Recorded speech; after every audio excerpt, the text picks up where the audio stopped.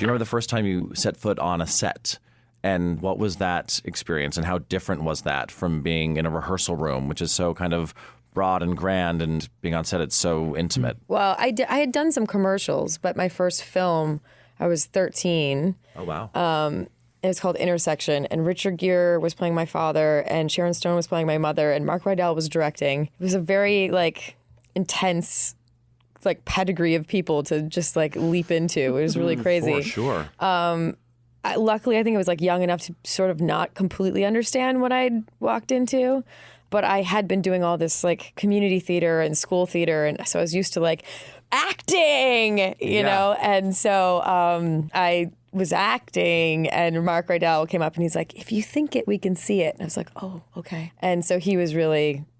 Luckily he was so kind about it, but it was my first teacher in how to reel in the bigness of stage and sort of figure out that it was completely different to be on camera. Lena? Is it a jarring thing to go in front of the camera for the first time? Well, I mean, I recently just released the first film that I've ever starred in, and for me that was, thank you. And for me that was crazy because every day it was my, I'm there for every single scene. I'm in every take. It's just my face all the time. And then I was like, oh my God, this is on my shoulders and I've never done anything like this. Yeah. I was like, am I going to be good? I don't know. I didn't have a coach or anything on the set, and I was just trusting the directors. So for me, it was more like a puzzle of figuring out what goes where. The camera was so, at least for what I was filming, the way they filmed it, the camera was so close to me all the time. Yeah. It was really easy to keep it pulled way back because I was like, there's a face right here, and usually there's a face way out there that I'm performing to, and there's one that's right here, and it's literally this shot of my face. Just that awareness of the camera being so close helped me tone it way down. But certainly for me, the biggest challenge is the puzzle of it, of the emotional journey that you go on for a film.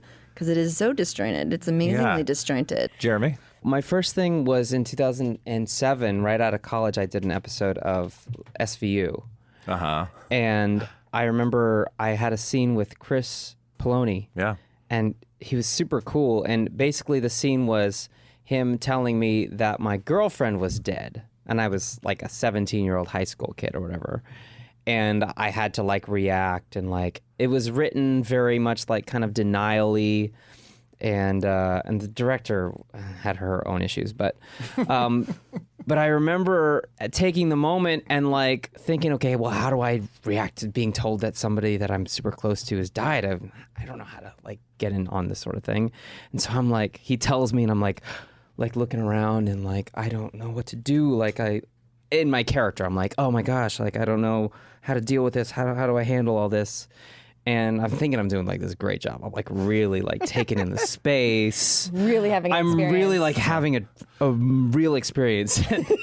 Chris looks at me after the third take. He's like, dude, just look at me.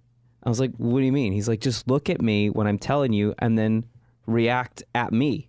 I was like, well, that's weird. You're going to tell me my girlfriend's died and I just stare at you? That's weird.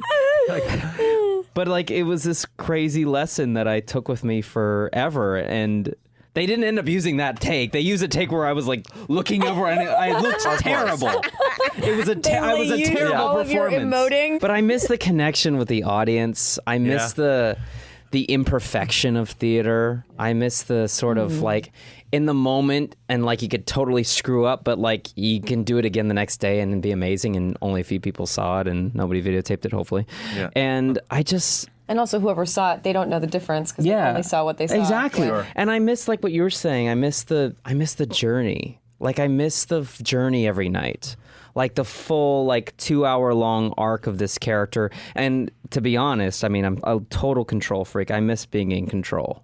And there's a massive lack of control, especially in television, where you just show up, you do what you do, you've done your work, and then you have to let it go. And then, months later, after hundreds of people have touched it with their fingers and kind of snipped it and pasted it all together, you hope they pick the right take that makes you look good, not the one where you're oh my God, my girlfriend's dead. It's you always comes back to the SVU. Shelby!